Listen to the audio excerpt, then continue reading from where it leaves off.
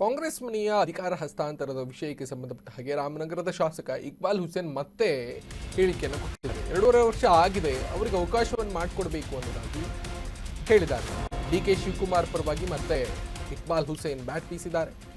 2.5 ವರ್ಷ ಆಗಿದೆ, ಅವರಿಗೆ ಅವಕಾಶವನ್ನು ಮಾಡಿಕೊಡ್ಬೇಕು, ಡಿಕೆ ಶಿವಕುಮಾರ್ಗೆ ಒಂದು ಅವಕಾಶವನ್ನು ಕೊಡಬೇಕು ಹೈಕಮಾಂಡ್ ಅನ್ನೋದಾಗಿ ರಾಮನಗರ ಶಾಸಕ ಇಕ್ಬಾಲ್ ಹುಸೇನ್ ಹೇಳಿಕೆಯನ್ನು ಕೊಟ್ಟಿದ್ದಾರೆ. ನಿಷ್ಠಾವಂತ ವ್ಯಕ್ತಿ ಸಿಎಂ ಆಗಬೇಕು ಅನ್ನೋದು ನನ್ನ ಅಭಿಪ್ರಾಯ. ಪಕ್ಷಕ್ಕೆ ನಿಷ್ಠರಾಗಿದ್ದಾರೆ, ಅವರಿಗೆ ಒಂದು ಅವಕಾಶವನ್ನು ಮಾಡಿಕೊಡ್ಬೇಕು. ಸಾಕಷ್ಟು ಶಾಸಕರ ಅಭಿಪ್ರಾಯವನ್ನು ಈ ರೀತಿಯಾಗಿ ವ್ಯಕ್ತಪಡಿಸಿದ್ದಾರೆ. ಡಿಕೆ ಶಿವಕುಮಾರ್ ಪರವಾಗಿ ಮಾತನಾಡಿದ್ದೇನೆ ನಾನು.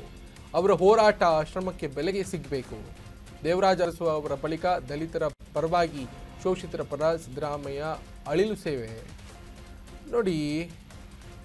ಸಿದ್ದರಾಮಯ್ಯ ಅವಕಾಶವನ್ನು ಮಾಡಿಕೊಡ್ಬೇಕು ಡಿ.ಕೆ. ಶಿವಕುಮಾರ್ಗೆ.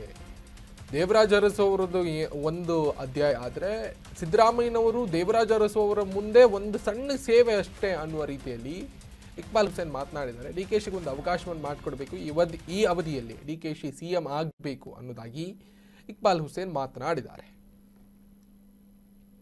ಸೇವೆ ಮಾಡೋ ಮನೋಭಾವ ಇಟ್ಕೊಂಡು ಬರ್ತಾರೆ, ಅವ್ರಿಗೆ ಮಾತ್ರ ಅವಕಾಶ ಸಿಗ್ತದೆ ಅಂತ ನಾನು ಅನ್ಕೊಂಡಿದ್ದೀನಿ. ಇಲ್ಲಾಂದ್ರೆ ಭಗವಂತ ನನಗೆ ಸ್ಥಾನ ಕೊಡ್ತಾ ಇರಲಿಲ್ಲ.